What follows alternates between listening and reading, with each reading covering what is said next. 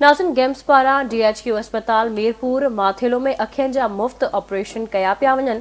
उन सिलसिले में गेम्स की monitoring team administrator professor neurosurgeon doctor Safdar Hussain RI की अगवानी में DHQ अस्पताल में पहिरियों भेरियो अखियन जा मुफ्त ऑपरेशन कया पिया वञनि। उन हवाले से वीडियो लिंक ते मौजूद है आवाज़ न्यूज़ जो रिपोर्टर लतीफ़ वसीर। जी लतीफ़ वसीर।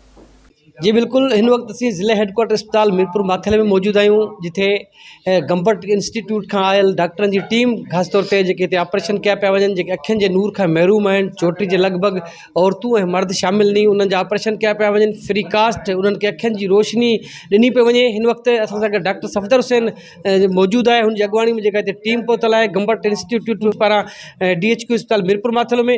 साईं सां ॻाल्हि ॿोल कंदासीं। साईं, जेके ऑपरेशन तव्हां कयो पिया, हीअ कहिड़ी नौय जा ऑपरेशन, या केतिरा पेशेंट आहिनि हिन में?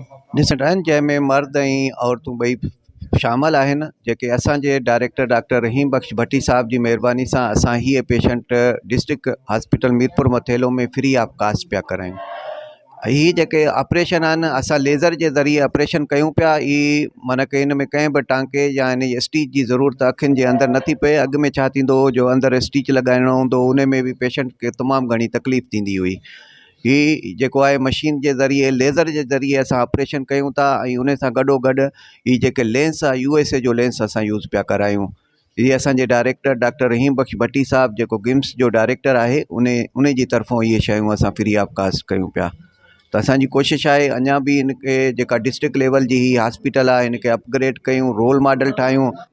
हिन 19 जनवरी ते असांखे साल थींदो त गिम्स जेको टेक ओवर कयो आहे, या हे असांखे अस्पताल गिम्स जे हवाले थी आहे। असां जेके 31 दिसंबर ताईं जेका कैलकुलेशन कई आहे, या असां टोटल जेके ऑपरेशन थिया आहिनि 1800 थिया आहिनि, 1800। ऐं जंहिंमें पहिरियों असांजो इहो आहे त जनरल सर्जरी थिए, जेका हिते न थींदी उहा जनरल सर्जरी थिया आहिनि। 2 सर्जन कमु कयो आहे, जंहिंमें डॉक्टर जहान नारा साहिबु आहे, जा डॉक्टर कनियालाल साहिबु आहिनि। इन खां पोइ असांजो ऑर्थोपेडिक सर्जन आहे जेको गिम्स खां आयो आहे। तक़रीबन 125 जे क़रीब उन पंहिंजा जेके आहिनि 125 जे क़रीब ऑपरेशन्स कया आहिनि। ENT जा कन नक गले जा बि थियनि था, ऐं C सेक्शन्स बि थियनि था लेडीज़ जा। लेडीज़ जो को बि जेको औरतुनि सां रिलेटेड आहिनि, ॿारनि सां रिलेटेड जेके बि बीमारियूं जो आहिनि, उहे असां वटि 2 डॉक्टराणियूं आहिनि, उहे पई कनि। ऑपरेशन लाइ ऑपरेशन जे लाइ छा जो ऑपरेशन आहे? अखियुनि जो। ॿिनि जा ऑपरेशन थिया आहिनि हिते?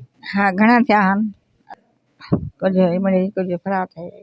जी बिल्कुल, अवी ॻाल्हि ॿोल ॿुधी डॉक्टर सफदर हुसैन जेको गंबट का DHQ अस्पताल पहुतल आहे, जंहिंजी अॻवानी में ऑपरेशन कया पिया वञनि। उनजो चवणो त डायरेक्टर गंबट डॉक्टर रहीम बख्श भट्टी जी हिदायतुनि ते ही जेके असां फ्री में ऑपरेशन कयूं पिया, ऐं 34 केसिस आहिनि। उन वधीक इहो बि चयो त असां कोशिशि कयूं पिया त हीअ अञा वधीक इन्हनि खे रेशो वधायो वञे, ज़िले जा जेके ॿिया माण्हू आहिनि उन्हनि जा ॿेड़ा ऑपरेशन कया वञनि।